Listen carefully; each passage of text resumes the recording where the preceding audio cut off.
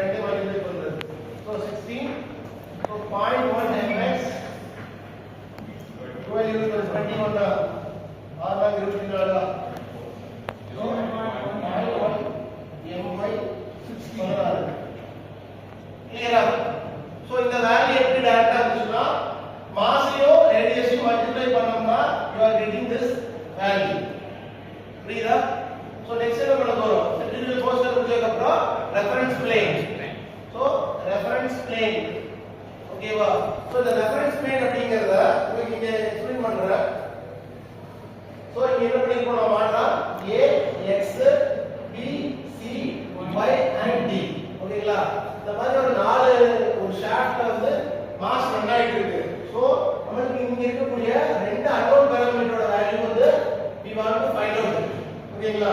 So எப்பவுமே நம்ம என்ன பண்ணிப்போம் from right to left இருந்து ரைட்ல தான் கண்டுபிடிப்போம் வேல்யூ. சோ அப்ப இங்க இருக்கும்போது x தான் வந்து என்ன எடுப்போம்? ரெஃபரன்ஸ் பிளேன் எடுப்போம். ஓகேங்களா? சோ ப்ரீவியஸ் டயகிராம்ல ஒவ்வொரு டிஸ்டன்ஸ் நம்ம போட்டுருக்கோம் இல்லீங்களா? இப்போ x ல இருந்து a க்கு பார்க்கணும் அப்படினா எவ்வளவு டிஸ்டன்ஸ் வரும்? செக் பண்ணி பார்க்கலாம். 100 தான் in terms of negative. So நம்ம பாசிட்டிவ் சைடு தெரியுமா? டுவர்ட்ஸ் இப்படி வந்தா பாசிட்டிவ், டுவர்ட்ஸ் ரிவர்ஸ்ல போனா negative. So from right left to right போறது அப்படினா பாசிட்டிவ் சைடு. வேற x right to left போச்சுனா நெகட்டிவ் சைடு. So நம்ம இப்ப x ல பார்க்கும்போது a வந்து நமக்கு negative side. Remaining all get positive side. கிளியரா? So இப்போ வேல்யூஸ் பார்க்கலாம். minus 0.1. So next x ல இருந்து x பார்ப்போம் அப்படினா it can be as a 0. ஏன்னா இங்க இருந்து தான் நான் பார்க்கறேன்.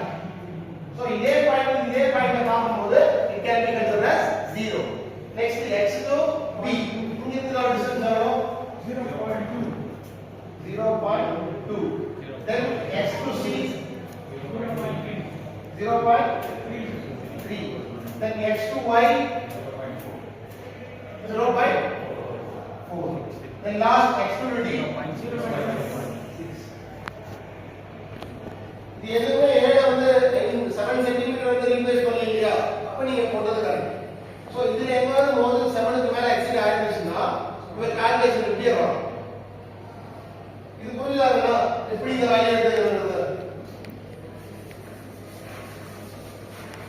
நெக்ஸ்ட் என்ன பண்ண போறோம்? ஆஃப்டர் தி ரெஃபரன்ஸ் பிளேன் போறோம் couple polygon diagram. So இதுக்கு என்ன பண்ண போறோம்?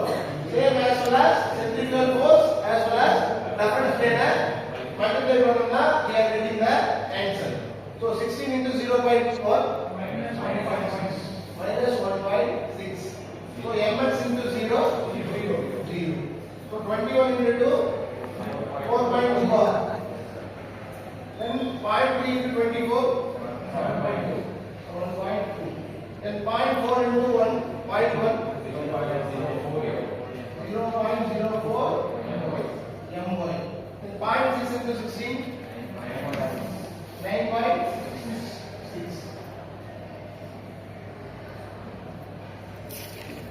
So இதெல்லாம் டவுட் இருக்கா?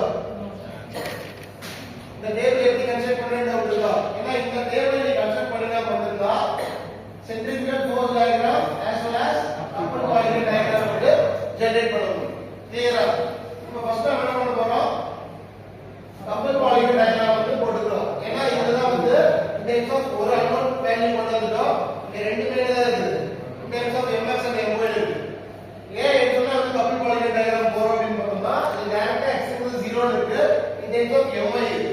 சோ ஃபர்ஸ்ட் my கண்டுபிடிச்சோம்னா இதுல இருந்து சப்ஸ்டிட் பண்ணி இங்க கொடுத்தோம்னா இந்த எக்ஸாம் mx வந்து இங்க ஈஸிலி ஃபைண்ட் ஆகும். That's why we go with the couple polygon diagram.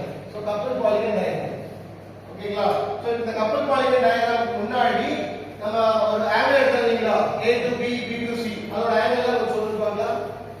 A to B வந்து 45 degree. B to C 70 degree. Then C to D is equal to 120. இது வந்து ரெஃபரன்ஸ் நீங்க எடுத்து வச்சுக்கோங்க பேரலா. ஓகேவா? இப்போ couple polygon diagram வரணும்னா ஃபர்ஸ்ட் ரெஃபரன்ஸ் ஆர்ஜின் இருக்கு இல்லையா? O. ப்ரீவியஸ்ல நம்ம எல்லாமே கேபிட்டல் லெட்டர் யூஸ் பண்ணிருப்போம். இப்போ வந்து எல்லாமே என்ன பண்றோம்? ஸ்மால் லெட்டர் தான் யூஸ் பண்றோம். ஓகேங்களா? சோ சோ ஃபர்ஸ்ட் பாயிண்ட் கப்பல் பாலிகன் டயகிராம் வரும்போது நெகட்டிவ் சைடு ஓகேவா நம்ம ப்ரீவியஸ் क्वेश्चन